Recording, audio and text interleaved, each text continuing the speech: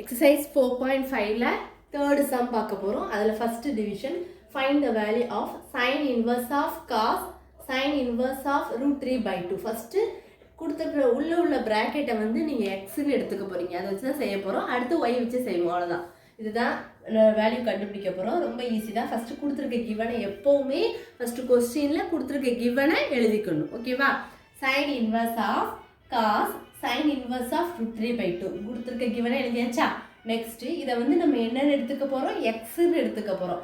அப்ப let sin inverse of root 3 by 2 equal to x. அதை வந்து என்னன்னு எடுத்துக்க போறோம்? x ன்னு எடுத்துக்க போறோம். அந்த உள்ள இருக்கிற ஃபர்ஸ்ட் பிராக்கெட்டை வந்து நம்ம x ன்னு எடுத்துக்கிட்டோம். இப்போ இந்த sin inverse அங்க போகும்போது என்னதான் சேஞ்ச் ஆயிரும்? sin x ன்னு சேஞ்ச் ஆயிரும். அப்ப root 3 by 2 equal to sin x ஆ மாறிடும். Next sin x equal to root 3 by 2 எதோட வேல்யூமா? pi by 3. அதாவது பைங்கிறது 180. 180 by 3 கேன்சல் பண்ணீங்கன்னா என்ன வரும்? 60 டிகிரி. sin 60 டிகிரி வேல்யூ என்னது? root 3 by 2. அப்போ sin 60 டிகிரி root 3 by 2. அப்போ sin pi by 3 ஓட வேல்யூ வந்து root 3 by 2. அதை தான் இங்கே எழுதியிருக்கோம். அப்போ sin கேன்சல் x ஓட வேல்யூ உங்களுக்கு என்ன இருக்கும்? pi by 3. இப்போ இதை உள்ள போட்டுடலாமா? அப்போ sin inverse of cos இது மட்டும் எவ்வளோ என்ன கிடைச்சது உங்களுக்கு? pi by 3ன்னு கிடைச்சிருக்கு. அதுதான் இங்கே போட்டிருக்கோம். cos of sin inverse of root 3 by 2க்கு என்ன கிடைச்சிருக்கு? pi by 3. அதை தான் இந்த போட்டிருக்கோம். Next sin inverse of cos pi by 3. pi by 3னா பையோட வேல்யூ என்னது? 180 டிகிரி. அப்போ 180 by 3 60 டிகிரி. cos 60 ஓட வேல்யூ வந்து என்னது? 1 by 2. அதுதான் இங்கே போட்டிருக்கோம். 1 by 2ன்னு போட்டிருக்கோம். நெக்ஸ்ட் இது வந்து நம்ம என்னன்னு எடுத்துக்க போறோம்?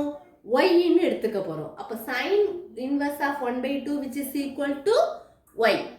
அப்புறம் இப்போ sin வந்து sin inverse அந்த பக்கம் போச்சுன்னா என்னதான் சேஞ்ச் ஆயிரும்? sin சேஞ்ச் ஆயிரும். இன்வர்ஸ் போயிடும். அப்போ sin y which is equal to 1 by 2. அப்போ sin y which is equal to இப்போ இங்கே sin இருந்தால் அந்த பக்கமும் என்னதான் இருக்கணும்? sin. அப்போ சைன்ல எந்த இடத்துல 1 by 2 வருதுன்னு பார்க்கணும். pi by 6 தான். ஏன்னா பையோட வேல்யூ 180 by 6. அப்போ 180 by 6 நீங்கள் கேன்சல் பண்ணீங்கன்னா என்ன வரும்? 30 டிகிரி. அப்போ sin 30 டிகிரியோட வேல்யூ வந்து உங்களுக்கு என்னது? 1 by 2. அப்போ sin y which is equal to sin pi by 6. இப்போ இந்த ரெண்டும் உங்களுக்கு என்னதாயிரும்? கேன்சல் ஆயிடும். அப்போ y-யோட வேல்யூ வந்து உங்களுக்கு என்ன கிடைச்சிருக்கு? pi by 6. அப்போ இதுதான் ஆன்சர். அப்போ sin inverse of cos of sin inverse of root 3 by 2 which is equal to pi by 6. இதுதான் ஆன்சர். ரொம்ப ஈஸி. ஏதோ டவுட்ஸ் இருந்தால் கண்டிப்பாக கேளுங்க ஸ்டூடெண்ட்ஸ். ஃபஸ்ட்டு கொடுத்துருக்கிறத முதல் ப்ராக்கெட்டை நீங்கள் எக்ஸ்ன்னு எடுத்துக்க போகிறீங்க. அதுதான் இங்கே போட்டிருக்கோம். root 3 by 2 equal sin inverse of root 3 by 2 வந்து என்னென்னு எடுத்துக்கிறோம்? எக்ஸ்ன்னு எடுத்துருப்போம். அப்புறம் இன்வர்ஸ் அங்கே போகும்போது sin எக்ஸாக சேஞ்ச் ஆயிரும். அப்போ இங்கே sin எக்ஸ்னா இங்கே சைனில் எந்த டேர்மில் வந்து உங்களுக்கு வந்து root 3 by 2 கிடைக்கும்னு பார்க்கணும். அப்போ pi by 3யா pi by 6ஆன்னு பாருங்கள். pi by 3 தான். ஏன்னா 180 by 3 கேன்சல் பண்ணால் தான் உங்களுக்கு என்ன கிடைக்கும்?